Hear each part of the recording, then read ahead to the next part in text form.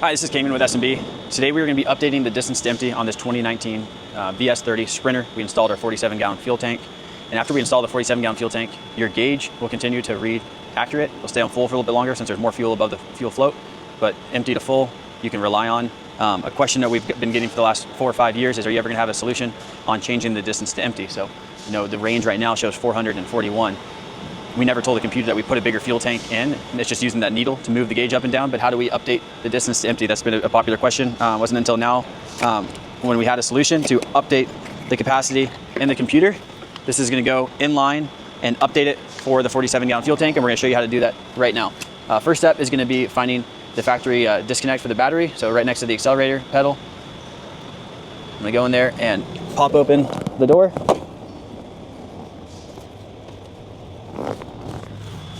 And with the door popped, you can find your disconnect. There's a button on the top and pull back. It may be different on your chassis, so just look at the manual. And then I can show you. So now with this panel off, you can see the factory disconnect right here. So there's this button on the top to press the button, and you can slide off the factory disconnect off that post. And it may be different on your chassis, so just check the manual. Next step is going to be pulling back the weather stripping.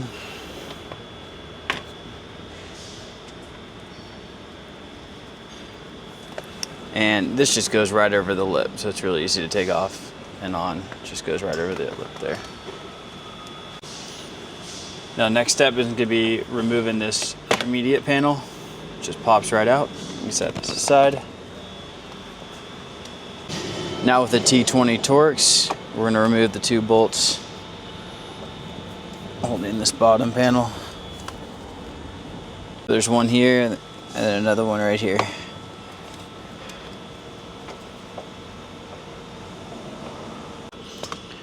Now with both those removed, you can remove the panel and set that aside, and we'll clean all this up as well.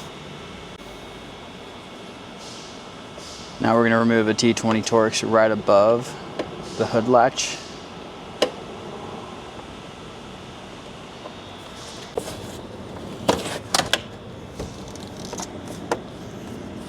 Now on this fan, we have this mat where we're now removing this Torx on the lower part of the kick panel.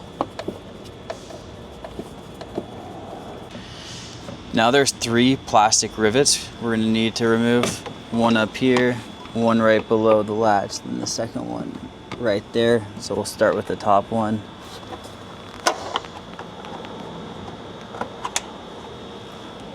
And got it removed. Don't lose the female section of it either. Then the next one.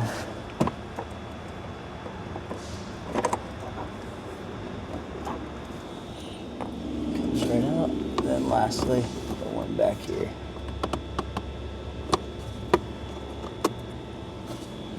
Now we're going to remove this panel. You might have to lift up on the floor a little bit to get it unclipped. Then you can fold over this section. The hood release can just fall out through the hole, and you can disconnect the OBD2, or you can just set it aside like this, because now we have our clearance. So now we're going to be removing the connector. This is, you can see the brake lever cable right here. It's on the top, right next to the wall. There's a button on the rear. I'll show you on our connector as well that you depress. Then this black lever slides back to release the connector. It pops it on out just like that. We're going to be installing the included T connector. This is the button that I mentioned that the OEM had that we were depressing on the top. So this T harness just goes like this, and you can see where I have the black lever as well. Get the OEM one out of the way.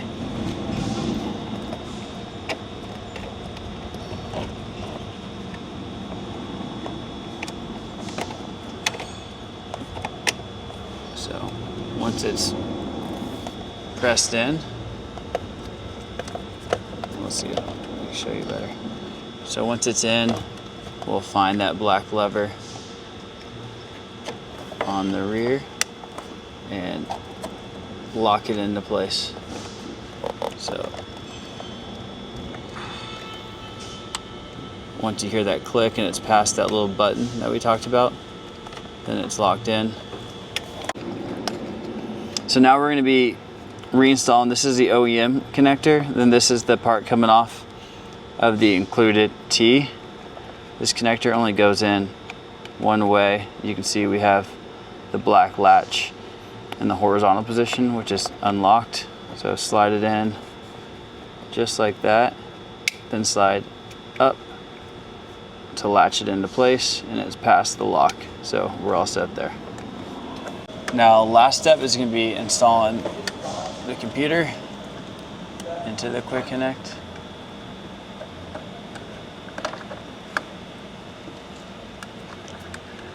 And locks in just like that, and we will zip tie this out of the way. Now we're going to be zip tying this to a bigger harness, and you can find a good spot for it in your van as well. And we can cut off the excess. Now we're going to be reinstalling everything. First, can get it underneath the floor panel, underneath the weather stripping. The hood latch will go right through that hole, and we can start pushing in our rivets. So we got our top rivet. Now we're going to get the rivet that goes underneath the latch.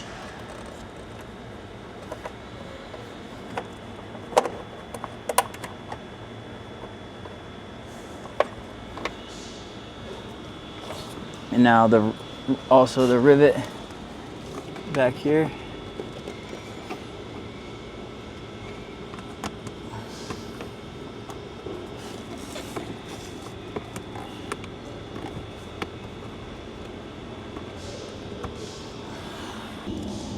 And then now we're going to take our T20 Torx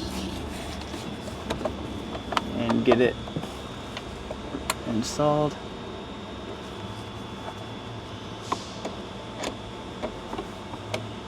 Now our other T20 Torx is the one that goes down here.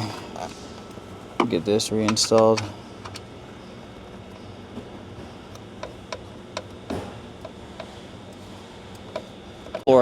Now this floor trim piece will go in with the two longer T20 Torx bolts.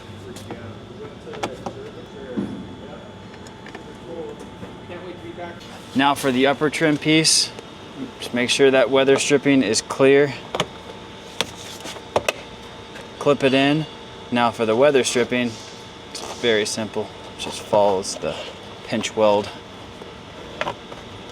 on the vehicle all the way down.